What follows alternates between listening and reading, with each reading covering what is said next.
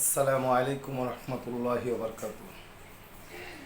আমি আপনাদেরকে অনুরোধ করব আমার কথাগুলি একটু শুনুন। আপনি কার জন্য অবৈধ পথে টাকা কামাই করতেছেন?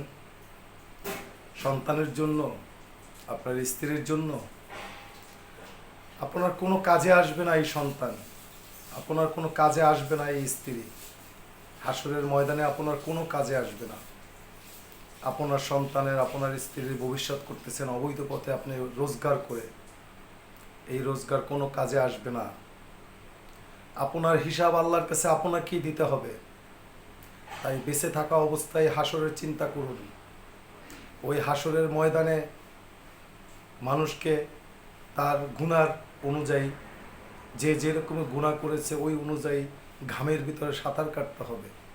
ইয়ানফসি ইয়ানফসি ইয়ানফসি করতে হবে। কোনো কাজে আসবে না সন্তান, কোনো কাজে আসবে না স্ত্রী। তাই আগেভাগেই আসুন, চিন্তা করি, ওই হাসরের চিন্তা করি, যে হাসরে কোনো উপকারে কেউ আসবে না।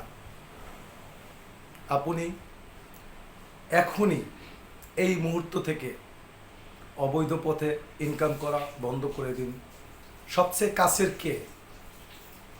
এই দাঁত এবং মুখ, এর চেয়ে আর কেউ কাছের নেই।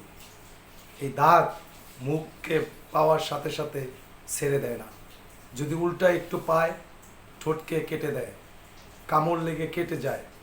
এর চেয়ে আর কাছের কে আছে? আপনার সন্তানের ভবিষ্যতের চিন্তা করেন আপনি। আপনি মারা যান, আপনার সন্তান, আপনার স্ত্রী ঠিকই চলবে, আপনার জন্য বেঁচে থাকবে না, আপনার জন্য কোনো কিছুই বেঁচে থাকবে না।